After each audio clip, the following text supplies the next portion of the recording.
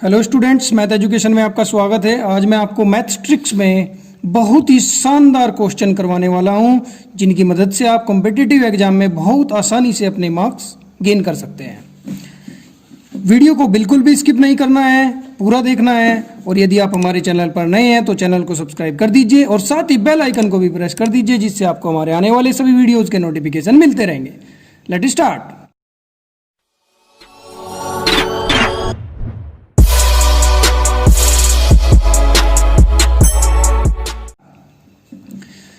Maths tricks में मैं आज आपको डियर स्टूडेंट्स कुछ क्वेश्चन कराने वाला हूं, जो आपके कॉम्पिटिटिव एग्जाम की दृष्टि से बहुत ज़्यादा महत्वपूर्ण है। देखिए, मैंने इसमें लिखा हुआ है, सभी एग्जाम में आए हुए क्वेश्चन है। सबसे पहला आपका क्वेश्चन है, एक संख्या को 5 से भाग देने पर 3 शेष बचता है। इस संख्या के वर्ग को 5 से भाग देने पर क्या शेष बचेगा? देखिए, कमाल के ट्रिक के साथ आपको कुछ नहीं करना है। जो ये आपका नंबर है 3 का स्क्वायर कर दीजिए 9, और 9 को आप 5 से डिवाइड कर दीजिए, तो 5 1 जा 5, आपका आ गया शेष 4।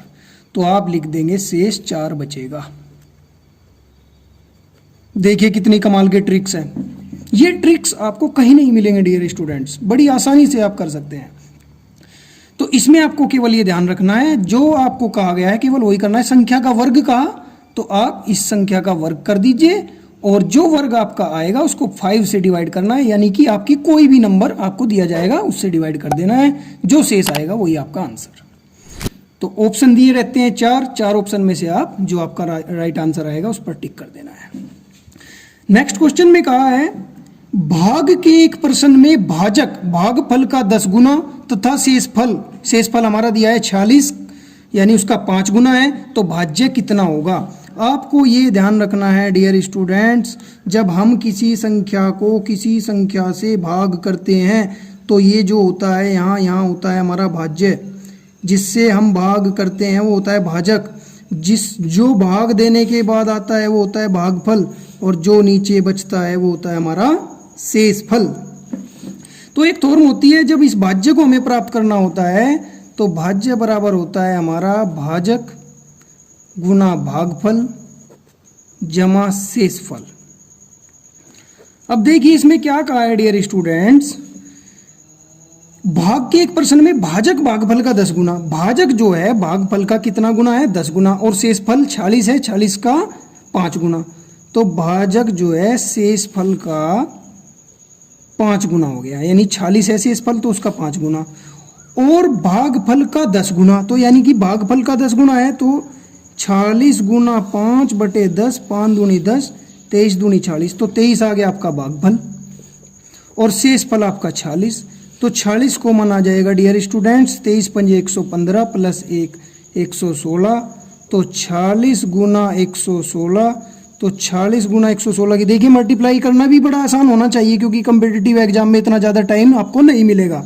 तो 46 की आप पहले 100 में गुना करें, 4600, और फिर 16 की गुना 46 में कर दे, 16 छिकम 96, 9 16 चौका 64 और 9 73, तो ये आ गया आपका 5336। कितना जल्दी से आपका आंसर आ जाएगा। तो बड़ी कमाल की ट्रिक है, आप वीडियो को बिल्कुल भी स्किप ना करें, पूरा देखें।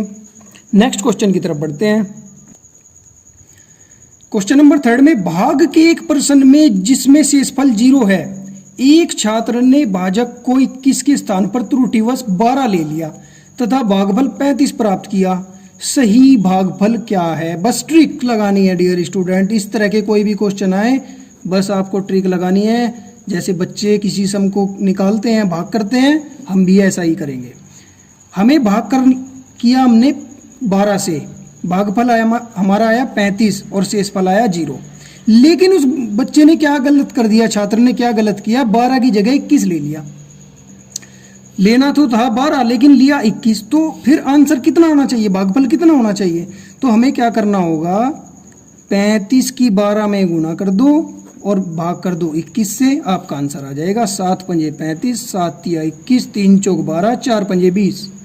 सेकेंडों में आंसर लाए, 1 सेकंड के अंदर आपका आंसर आ जाना चाहिए। आपके अगर क्वेश्चन में 10 सेकंड लग रही हैं अगर, तो आप आसानी से पूरा का पूरा एग्जाम कर पाएंगे। देखिए कितनी आसानी से ये क्वेश्चन आपका हल हो गया। क्वेश्चन नंबर 4 में देखिए इस क्वेश्चन नंबर 4 में सबसे बड़ी विशेषता है कि इसमें ऑप्शन दिए गए हैं, वहाँ पर आपको सभी क्वेश्चन के ऑप्शन मिलते हैं।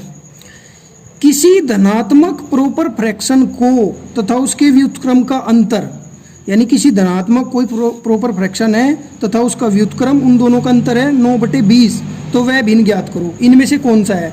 अब ये चेक करना पड़ेगा। देखिए यहाँ हमारा क्या है 20, तो 5 तिया होता है हमारा 15, तो ये तो ऑप्शन होने वाला नहीं है। 10 तिया होता है हमारा 30, ये ऑप्शन भी होने वाला नहीं है।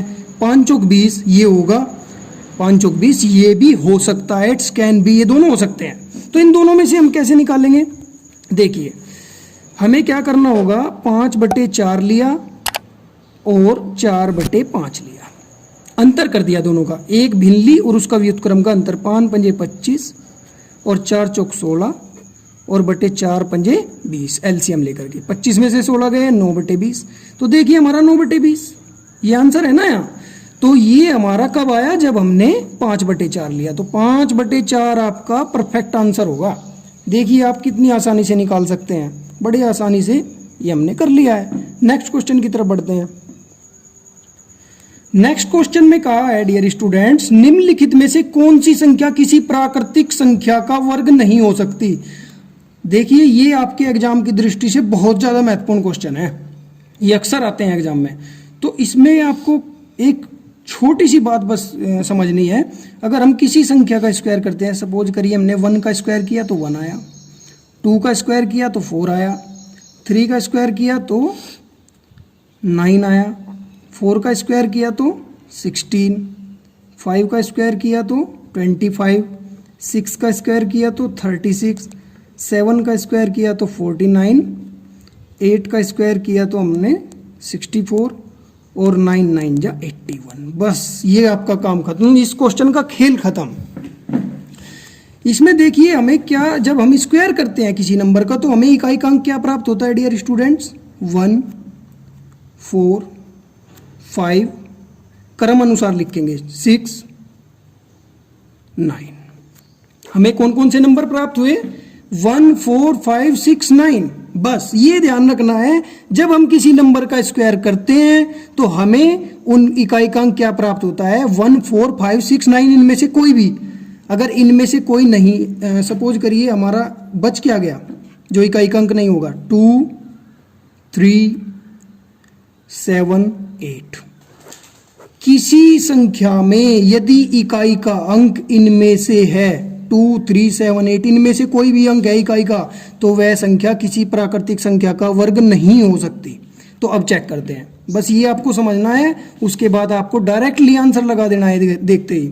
अब देखिए हम इसमें 5 हमारा इकाई का अंक है तो प्राकृतिक संख्या का वर्ग हो सकती है, 1 भी हो सकता है, 4 भी हो सकता है, लेकिन 7 इकाई का अंक अगर है तो वो प्राकृतिक संख्या नहीं हो सकती। टिक लगाया, ये हमारा आंसर आ गया। देखिए कितना आसानी से आंसर आ गया। इसमें भी आप जल्दी आसानी से निकाल सकते हैं, 6 तो होता है, 5 भी होता है, 1 भी होता है, 2 इकाई का अंक नहीं हो सकता डियर स्टूडेंट्स, तो इसलिए ये ऑप्शन आपका ठीक है। देखिए कितनी आसानी से आपने निकाल लिया है, बड़ा मजेदार है, आप आसानी से कर सकते हैं। चलिए नेक्स्ट क्वेश्चन की तरफ बढ़ते हैं। नेक्स्ट क्वेश्चन में कहा है, 2 क्रमागत समपूर्णांकों के वर्गों का अंतर निम्नलिखित में से किस संख्या से पूर्णतया विभक्त होगा। 4 ऑप्शन दिए हैं। खेल क्या है स्टूडेंट्स, क्वेश्चन को अगर आपने अच्छे से समझ लिया इसमें क्या कहा है तो आप बड़े आसानी से आंसर निकाल सकते हैं, चुटकियों में आंसर निकाल सकते हैं।